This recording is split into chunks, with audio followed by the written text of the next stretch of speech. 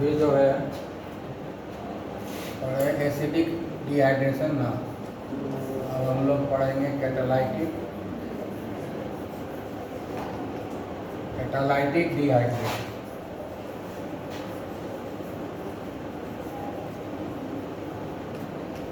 ठीक है, catalytic dehydration. तो ये जो कैटालाइटिक डिहाइड्रेशन है, इसमें तो सिर्फ कैटलिस्ट का यूज करेंगे, इसमें कोई भी अल्कोहल रहेगा, इसमें भी हम लोग ध्यान नहीं रखना है, इसमें भी प्राइमरी अल्कोहल का ही यूज करेंगे। ठीक है ना, तो प्राइमरी अल्कोहल का हम यूज करेंगे और वेपर का यूज करेंगे, जैसे CH3 CH2OH, इसका हम लोग जो है वेपर यूज करेंगे। टेम्परेचर होगा 623 कैलोरी। कैटलिस्ट कौन लेंगे? एल्यूमिना ले लेंगे, Al2O3। 623 कैलोरी तक हम हीट कर देंगे Al2O3 के प्रेजेंस में, है ना। वेपर जो है पास कराएंगे Al2O3 के ऊपर, ये ऑटोमेटिकली जो है सिमेट्रिकल ईथर में बदल जाएगा, सिमेट्रिकल ईथर में बदल जाएगा। ठीक है, समझ गया। इसका मैकेनिज्म कैसे होगा, ये तो कन्वर्जन हो गया, और इसके पहले जो हम लोग बताए थे उसको भी इसी तरह से डायरेक्ट लिख सकते हो। तो पहला लाइन में हम कन्वर्जन बता ही दिए थे, कन्वर्जन में बस उतना ही लिखना है। इसका मैकेनिज्म में जो होगा, क्योंकि यहाँ पर हीट कर रहे हैं सिर्फ, तो होमोलाइटिक फिशन होगा।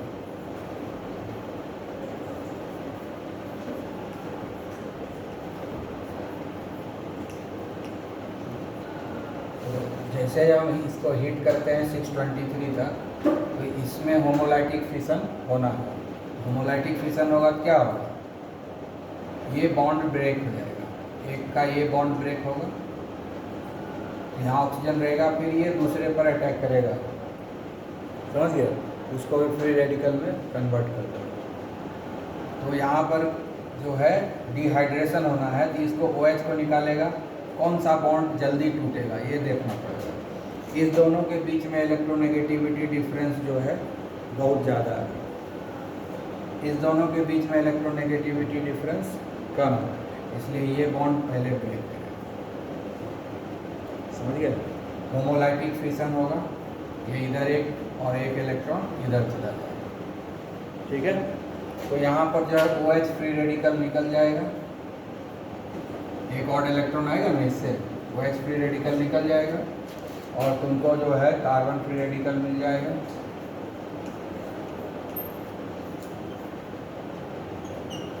ठीक है, इसमें भी देख लो, पहले से हम लोग समझ चुके हैं कि सेकेंडरी और टर्शियरी जो होता है फ्री रेडिकल, वो ज़्यादा स्टेबल होता है, इसलिए अगर इसमें भी हम सेकेंडरी टर्शियरी लेंगे तो एलिमिनेशन हो जाएगा।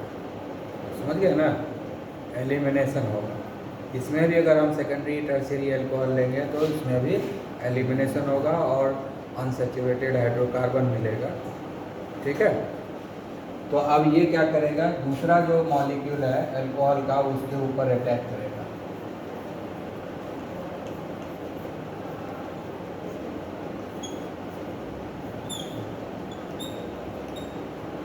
अब ये क्या करेगा, इसके ऊपर अटैक कर देगा, यहाँ से इस H को हटा देगा। अब क्या करेगा, इस ऑक्सीजन पर अटैक करेगा, तो यहाँ पर से क्या करेगा, इस H फ्री रेडिकल को हटाएगा और एक इलेक्ट्रॉन इधर आ जाएगा, यहाँ पर जो है H फ्री रेडिकल निकल गया।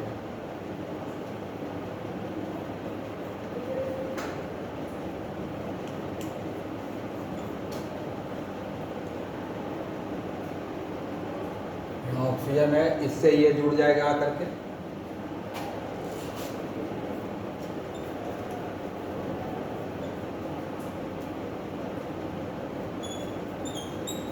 तो बन गया। अब ये OH और OH फ्री रेडिकल मिल करके, H free radical and OH free radical दोनों मिल करके वाटर बन गया, तो डिहाइड्रेशन हो गया कि नहीं।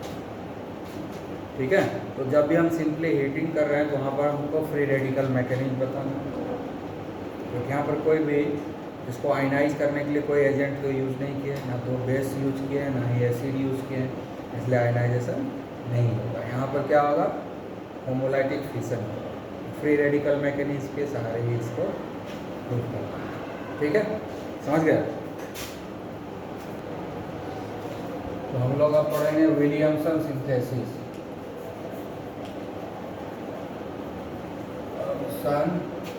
सिंथेसिस इसमें हम लोग क्या लेते हैं, प्राइमरी अल्कोहल, प्राइमरी हैलाइड। क्या लेते हैं हम लोग, प्राइमरी हैलाइड, और इसका रिएक्शन हम लोग करवाते हैं सोडियम और पोटेशियम सॉल्ट ऑफ अल्कोहल और फिनॉल। तो ये दे देता है हमको ईथर। ठीक है ना। इसमें हम लोग सिमेट्रिकल और अनसिमेट्रिकल दोनों बना सकते हैं। इसमें हम क्या है, सिमेट्रिकल और अनसिमेट्रिकल दोनों ही बना सकते हैं, क्योंकि हैलाइड कैसा लेंगे और ये सॉल्ट कैसा लेंगे इसी के ऊपर होगा। सोडियम या पोटेशियम अल्कोक्साइड, सोडियम और पोटेशियम अल्कोक्साइड लेंगे, उसी से बनेगा। ठीक है, आया समझ में। तो हम लोग एक एग्जांपल लेते हैं। जैसे कि हमने ले लिया प्राइमरी हैलाइड लेना है, तो हम लोग लेते हैं CH3 CH2OH। ठीक है, और हम ले लेते हैं इधर sodium methoxide, sodium methoxide, sodium salt of methyl alcohol. ये क्या हो गया, sodium salt of methyl alcohol. आया समझ में। तो यहाँ पर क्या होगा कि ये बॉन्ड टूटेगा, यहाँ पर ये बॉन्ड टूटेगा ना, ये बॉन्ड टूटेगा, यहाँ नेगेटिव ये पॉजिटिव होगा। देखो यहाँ गलती की है ना, हैलाइड नहीं चाहिए, हैलाइड नहीं ले रहे हैं। तो यहाँ पर जो बॉन्ड टूटेगा तो ये Cl- होगा, ये प्लस होगा। ये Cl- और Na+ निकल जाएगा, NaCl बन के। ठीक है, और बन जाएगा हमारा CH3 CH2O CH3। तो अनसिमेट्रिकल ईथर बन गया है कि नहीं। Cl- जो है इसको अटैक करके निकाल देगा, और ये जो है इस पर आकर के अटैक करके अटैच कर जाएगा मिथॉक्सी ग्रुप। तो अब डिपेंड करता है कि हम लोग कौन सा यहाँ पर हम लोग अल्कोक्साइड ग्रुप लेते हैं, कौन सा अल्कोक्साइड ग्रुप लेते हैं। ठीक है, तो हम यहाँ पर मिथाइल लिए, मिथाइल इस साइड कभी भी हम लोग सेकेंडरी और टर्शियरी नहीं लेंगे, क्योंकि सेकेंडरी टर्शियरी जो होता है, क्योंकि ये स्ट्रॉन्ग बेस होता है। Sodium and potassium salt of any alcohol is much more basic than sodium hydroxide और पोटेशियम हाइड्रोक्साइड, है ना। ये जो होता है सोडियम हाइड्रोक्साइड और पोटेशियम हाइड्रोक्साइड से भी ज़्यादा बेसिक होता है, यह बहुत ही स्ट्रॉन्ग बेस है। तो स्ट्रॉन्ग बेस के प्रेजेंस में कोई भी है जो सेकेंडरी एंड टर्शियरी हैलाइड जो होता है, उसमें जो है वो एलिमिनेशन रिएक्शन को प्रीफर करता है। यही बात समझ में। सेकेंडरी एंड टर्शियरी हैलाइड, इसलिए हमसे हैलाइड हमेशा यहाँ पर प्राइमरी लेंगे। सेकेंडरी एंड टर्शियरी हैलाइड हमेशा एलिमिनेशन को प्रीफर करेगा, क्योंकि यहाँ पर स्ट्रॉन्ग बेस का प्रेजेंस है। ठीक है, इसलिए हमको अगर बनाना है, सब्स्टिट्यूटेड ईथर बनाना है, तो हम कभी भी यहाँ पर सेकेंडरी या टर्शियरी नहीं लेंगे। जब भी लेंगे सेकेंडरी टर्शियरी यहाँ लेंगे, यहाँ जो ग्रुप लेंगे यहाँ वो रह जाएगा वैसे ही, जो चाहिए वो यहाँ हम ले लेंगे। ठीक है ना, आई बात समझ में। अब जैसे हम मान लो कि हम एक ये CH3 है ना, हम इसको सब्स्टिट्यूटेड कर देते हैं, टर्शियरी हो गया ना, हो गया टर्शियरी। तो हमको यहाँ पर टर्शियरी हो गया, जो यहाँ ग्रुप रहेगा वही तो आएगा।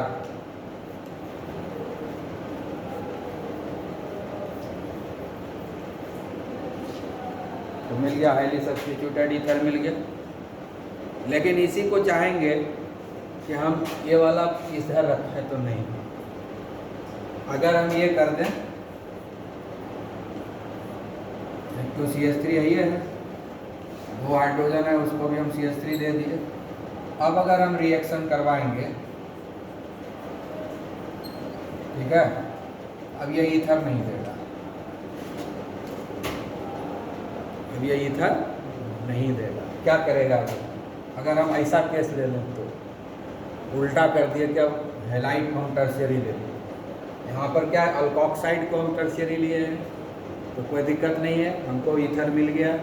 लेकिन अगर अल्काइल हेलाइड को हेलो एल्केन को टर्शियरी ले लें तो क्या होगा, ये Cl माइनस ब्रेक होगा, यहाँ पर देखो ये प्लस है ये माइनस है, यहाँ पर ये जो CH3 है समझ में आया, ये यहाँ आ जाएगा, H प्लस जो है आके यहाँ अटैच हो जाएगा तो CH3OH बन जाएगा। ठीक है, ये Na प्लस जो है Cl माइनस के साथ कंबाइन कर जाएगा, NaCl बन जाएगा। यहाँ से H प्लस निकल के यहाँ आ गया, ये निकल गया तो यहाँ पॉजिटिव चार्ज आया, ये यहाँ आया तो नेगेटिव चार्ज हो गया, यहाँ डबल बॉन्ड बन गया। तो क्या बन जाएगा, एलिमिनेशन हुआ कि नहीं, अनसैचुरेटेड हाइड्रोकार्बन बन गया।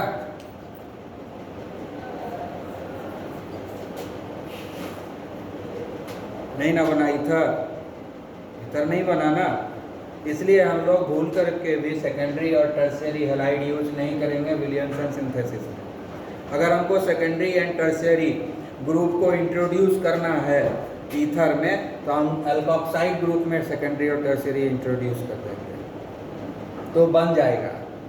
लेकिन अगर सेकेंडरी और टर्शियरी को इंट्रोड्यूस करेंगे अल्काइल हेलाइड में तब हमको ईथर नहीं मिलेगा, क्या मिलेगा, अनसैचुरेटेड हाइड्रोकार्बन। तो इस बात का ध्यान रखना कि विलियमसन सिंथेसिस से किसी भी तरह का ईथर बन सकता है, सिमेट्रिकल और अनसिमेट्रिकल दोनों, डिपेंड करता है कि हम इधर एल्काइल हेलाइड के साथ कौन ग्रुप दिए हैं और अल्कोक्साइड के साथ कौन ग्रुप दिए हैं, दोनों आपस में अटैच हो जाएगा। कुछ नहीं है, बहुत सिंपल है, जो ग्रुप यहाँ है जो ग्रुप यहाँ है वो। लेकिन इस बात का ध्यान रखना है कि अल्काइल हेलाइड हमेशा प्राइमरी होना चाहिए, सेकेंडरी और टर्शियरी नहीं होगा। ठीक है ना। तो अगर हमको अनसिमेट्रिकल बनाना है और हेविली ब्रांच्ड है वो, तो हेविली ब्रांच्ड जो ग्रुप है वो हमेशा अल्कोक्साइड के साथ रखेंगे, हेलो एल्केन के साथ नहीं रखेंगे, क्योंकि हेलो एल्केन के साथ रखेंगे तो क्या होगा कि अनसैचुरेटेड हाइड्रोकार्बन दे देंगे, एलिमिनेशन को प्रीफर करेगा। ठीक है ना। कॉन्सेंट्रेटेड हाईली बेसिक सब्सटेंस है यहाँ पर अवेलेबल, ये जो बेसिक सब्सटेंस है ना, स्ट्रॉन्ग बेस है ये, तो स्ट्रॉन्ग बेस के प्रेजेंस में सेकेंडरी एंड टर्शियरी एलिमिनेशन को प्रीफर करता है इंस्टेड ऑफ न्यूक्लियोफिलिक सब्स्टिट्यूशन। यहाँ पर जो रिएक्शन हो रहा है वो SN2 रिएक्शन हो रहा है। ठीक है, यहाँ पर क्या हो रहा है, SN2 रिएक्शन हो रहा है। SN2 में क्या होता है कि अटैक भी साथ में होता है, बॉन्ड का फॉर्मेशन और ब्रेकिंग एक साथ होता है, पीछे से जाके अटैच करता है, तो जितना ज़्यादा क्राउडिंग होगा उतना डिफिकल्ट होगा। आया समझ में, इसलिए प्राइमरी के साथ कराते हैं, इसीलिए हम लोग यहाँ पर प्राइमरी के साथ कराते हैं। समझ में आ गया ना, क्लियर। तो विलियमसन सिंथेसिस सूटेबल है, सबसे सूटेबल है। ठीक है, किसके लिए, किसी भी तरह का ईथर बनाने के लिए।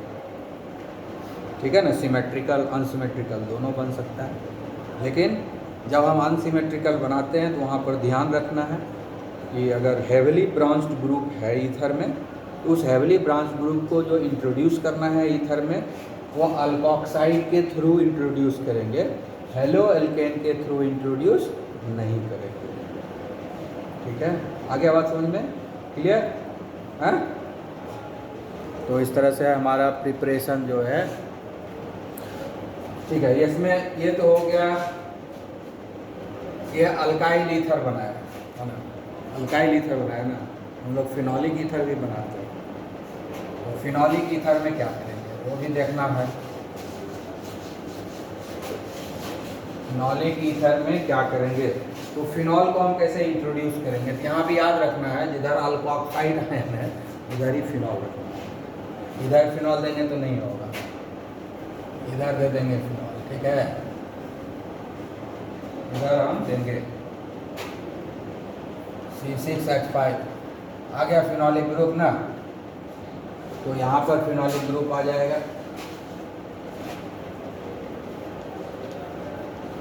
ठीक है। हाँ, फिनॉलिक ईथर हो गया ना, फिनॉलिक ईथर हो गया। लेकिन अगर हम इसको इधर से फिनॉलिक ईथर बनाना चाहेंगे तो नहीं बनेगा। C6H5Cl और यहाँ रख दें हम लोग NaO, क्या है CH2CH3। ये रिएक्शन जब हम करवाएंगे तो ये नहीं बनेगा। फिनॉलिक ईथर बनाना है तो हमको अल्काइल हैलाइड को यूज करना है, हेलो अल्केन को यूज करना है, और सोडियम और potassium salt of phenol use करना है। यानी फिनॉल ग्रुप को हमेशा जो है ये फिनॉक्साइड आयन के थ्रू ही इंट्रोड्यूस करेंगे, समझ गया ना। फिनॉक्साइड आयन के थ्रू ही हम, ये फिनॉक्साइड है ना, सोडियम फिनॉक्साइड, हमेशा फिनॉक्साइड आयन के थ्रू इंट्रोड्यूस करेंगे फिनॉल को, ठीक है ना। अल्काइल हैलाइड के थ्रू कभी भी यहाँ पर जो होगा ये इस तरह से इंट्रोड्यूस नहीं करेंगे, हेलो अरीन इंट्रोड्यूस नहीं करेंगे। यानी हेलो अरीन से हम जो है नहीं बना सकते, ठीक है। फिनॉलिक ईथर, फिनॉलिक ईथर जो है हेलो, ये जो है ना, ये क्या है, हेलो अरीन है ना, हेलो अरीन है ना, ये जो हेलो अरीन है क्लोरोबेंजीन, क्लोरोबेंजीन हेलो अरीन से हम नहीं बना सकते हैं। उसका कारण क्या है कि ये जो है बहुत कम रिएक्टिव, इसका रिएक्टिविटी जो है बहुत कम होता है। C6H5Cl जो है बेंजीन रिंग है ना, इसमें इसका रिएक्टिविटी जो है बहुत ही कम होता है, ठीक है। ये जो अल्काइल हैलाइड जो है very very less reactive, very very less reactive towards nucleophilic substitution reaction, ये पढ़ाए थे है ना। इसके साथ इलेक्ट्रोफिलिक सब्स्टिट्यूशन रिएक्शन बहुत बढ़िया से होता है बेंजीन रिंग में, लेकिन nucleophilic substitution reaction benzene ring में बहुत डिफ़िकल्ट होता है। इलेक्ट्रोफिलिक सब्स्टिट्यूशन आसान होता है बेंजीन रिंग में, लेकिन न्यूक्लियोफिलिक सब्स्टिट्यूशन रिएक्शन बहुत डिफ़िकल्ट होता है बेंजीन रिंग में, ये तो पहले बता चुके हैं, ठीक है ना। तो यहाँ पर जब ये तो Cl हटेगा ना, इसके जगह पे ना इतना बड़ा ग्रुप आएगा, तो न्यूक्लियोफिलिक सब्स्टिट्यूशन हो रहा है ना, Cl माइनस हट रहा है और O माइनस CH2CH3 आ रहा है, तो न्यूक्लियोफाइल को न्यूक्लियोफाइल रिप्लेस करेगा, और न्यूक्लियोफिलिक सब्स्टिट्यूशन रिएक्शन जो होता है बेंजीन रिंग के साथ वेरी वेरी डिफ़िकल्ट होता है। आया बात समझ में? इसका क्या कारण है पहले बता चुके हैं, यहाँ बस इतना ही लिखना है कि न्यूक्लियोफिलिक सब्स्टिट्यूशन रिएक्शन जो होता है हेलो एरिन में वेरी वेरी डिफ़िकल्ट है, क्योंकि इसकी रिएक्टिविटी बहुत कम होता है। इसीलिए इस मेथड से हम हेलो एरिन से हम जो है फिनॉलिक ईथर नहीं बना सकते, लेकिन हम हेलो अल्केन और फिनॉक्साइड आयन से फिनॉलिक ईथर बना सकते हैं।